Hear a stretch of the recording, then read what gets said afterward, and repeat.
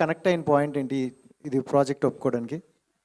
అది డెఫినెట్లీ మీకు సినిమా క్లైమాక్స్కి వచ్చేసరికి అర్థమైపోతుంది అసలు దేనికి నేను ఈ సినిమా ఒప్పుకున్నా అన్నది. డెఫినెట్లీ బట్ చెప్పడానికి ఏం లేదు. బట్ డెఫినెట్లీ కొంచెం బర్నింగ్ ప్రాబ్లమే అనుకోవచ్చు. ప్రజెంట్ యంగ్ క్రౌడ్ కానీ జెన్జీ కానీ వాళ్ళకి కోమల్కి ఒక కామన్ అంటే దాన్ని సమస్య అని కూడా చెప్పలేము. బట్ ప్రజెంట్గా జనాల్ బిహేవియర్లో ఉన్న ఒక చిన్న వెరీ స్ట్రాంగ్ పాయింట్ పట్టుకొని నాకు కథ చెప్పినుండే అనుదీప్. సో డెఫినెట్లీ అది చాలామంది రిలేటబుల్ అవుతారు. బేసికల్లీ హ్యూమన్ ఎమోషన్ చూపించడానికి కొంచెం క్రింజ్ ఫీల్ అవుతారు, బట్ దే హ్యావ్ ఎమోషన్. అట్లాంటి లేయర్ మీద చాలా బ్యూటిఫుల్గా రాశాడు అనమాట cinema. So that was the very very fresh point. And అంటే ప్రజెంట్ నడుస్తున్న మన చుట్టుపక్కల ప్రతి ఒక్క చాలామంది వాళ్ళు రిలేట్ అవుతారు లేదా వాళ్ళ ఫ్రెండ్తో రిలేట్ అవుతారు. So definitely present happening point మీద రాశాడు అనుదీప్. సో అసలు without any doubt I said yes. And మీరు స్టార్టింగ్ నుండి మళ్ళీ స్టార్ట్ చేస్తున్నా అన్నారు, అంటే మీ మైండ్ సెట్ ఎలా మారింది ఏంటి అనుకుంటారు? అంటే కొత్త స్క్రిప్ట్లు ఎంచుకోవడంలో అంటే ఇప్పుడు కొన్ని ఫ్లాప్లు అవ్వచ్చు ఇట్లా అవ్వచ్చు, సో అన్నీ చూశారు కాబట్టి ఇక్కడి నుండి ఎలా చేంజ్ అవుతుంది? నథింగ్. మళ్ళీ నేను అప్పుడు చేసినట్టే డెఫినెట్లీ నాకు ప్రాసెస్లో అర్థమైందంటే whenever I experimented something it has become commercial success. So when I wanted to do commercial I think it went wrong. So I think my experiment is my playground. So definitely మళ్ళీ reinventing my old formula only. ఎక్కడ start చేసినామో అక్కడ నుండే మొదలు పెడుతున్నా అంతే. All the best అండి. Thank you. ఖైదూజీ నాగవంశి గారు, వెంకటేష్ గారు, త్రివిక్రమ్ గారితో మీటింగ్లు ఉన్నారు. వచ్చేటోరికి ట్రాఫిక్ ఉండేసరికి రాలేకపోయినా అన్నారు. వస్తారు. So first of all masala answer అయితే ఏం లేదు దానికి. So congratulations for the teaser is too good. And what made you to choose this script? Sorry, what? What made you to choose this script? Because it was a very different genre. Just I said, I never ever did comedy. Like I have only did like the commercial parts or like how the generic heroine films are. But this one was very different, and I had a lot to perform also. And also like how Vishwak said, the script is very different.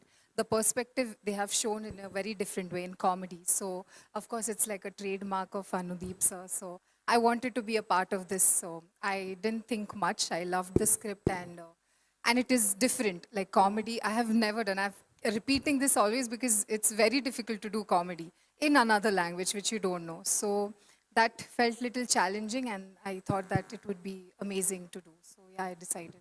Who is most funniest person on set? 100 Anudeep sir, there's no doubt.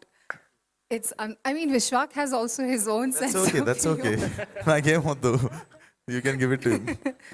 But Anudeep sir has a very different sense of humor. You guys have not seen it. We have seen it on set, a different side of him, which is I don't think so anybody will see it. But definitely it's him.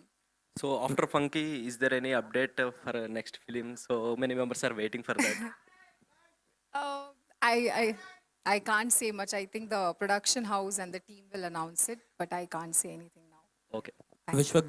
Vishwak అన్న అదే ఈ main ఈ సాంగ్లో చూసుకుంటే ఎంత పెద్ద hero అయినా remote అనేది హీరోయిన్ చేతికి వెళ్ళిపోతుంది అనమాట. అంటే ఏంటన్న మీ ఉద్దేశం ఏంటి? సినిమాలో రిమోట్ అనేది మీ చేతుల్లో ఉంటుందా, లేకపోతే ఒకవేళ రిమోట్ మీ చేతుల్లో ఉంటే రియల్ లైఫ్లో రిమోట్ ఎవరు అంటే ఏం చెప్తారు? నీ రిమోటెడ్ ఉంది. నీ నార్మల్గా అడుగుతున్నా బ్రో, చెప్పు. నా చేతుల్లో ఉంటుంది అన్న, రిమోట్ నా చేతుల్లో ఉంటుంది. వద్దా తోడొద్దా లైఫ్లో? ఒక తోడొద్దా? తోడు పెళ్ళి అయిపోయిందా? అవ్వలేదు. రిమోట్ ఇయ్యేవాళ్ళు కన్నా ఫస్ట్ నువ్వు ఎవరైనా రిమోట్ పెట్టాల్సిందే. ఏం సార్ అంతే కదా, ఒంటిగంట లెక్క మిగిలిపోతావు. లేకపోతే రిమోట్ పెట్టాలి, ఎవరి చేతిలోనో పెట్టాలి, తప్పదు. యా హాయ్ అనుదీప్ గారు ఇక్కడ. సో చాలా మూవీస్లో అంటే మీరు డైరెక్షన్ చేసిన మూవీస్ కావచ్చు, చాలా చేయని మూవీస్లో కూడా యాక్ట్ చేశారు. సో ఇందులో మీరు కనబడబోతున్నారా? మాకు ఏదైనా సర్ప్రైజ్? లేదండి, సర్ప్రైజ్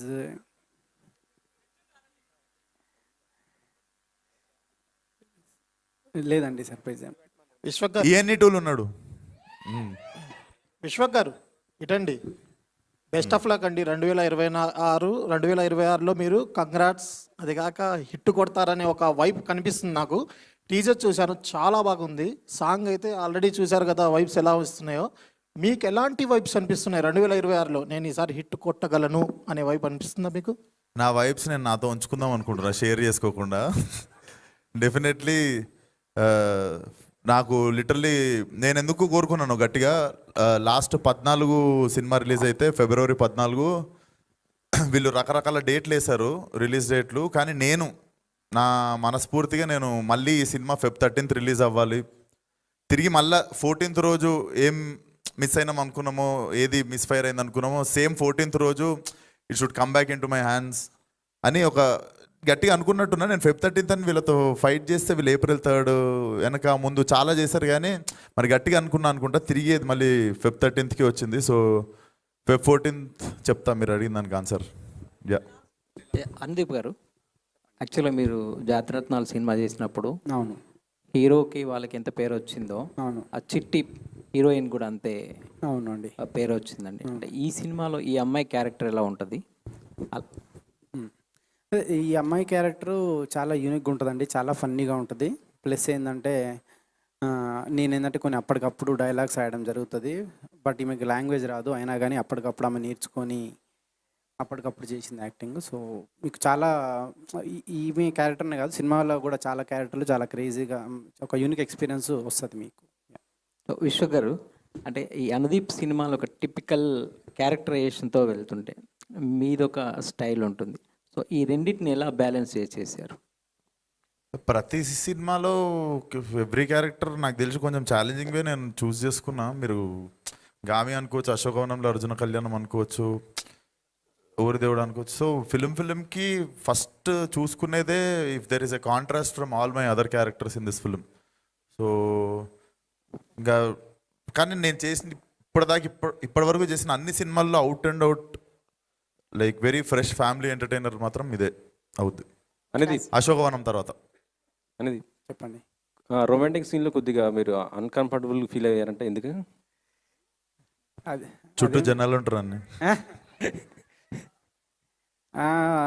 లేదండి, అంటే వీళ్ళే చేయని చెప్పారు, నేను చేస్తాను. వాళ్ళు చేయనన్నారు, వాళ్ళు గ్రీన్ సిగ్నల్ ఇచ్చారు, కాకపోతే మీరే కొద్దిగా అన్కంఫర్టబుల్ వద్దులే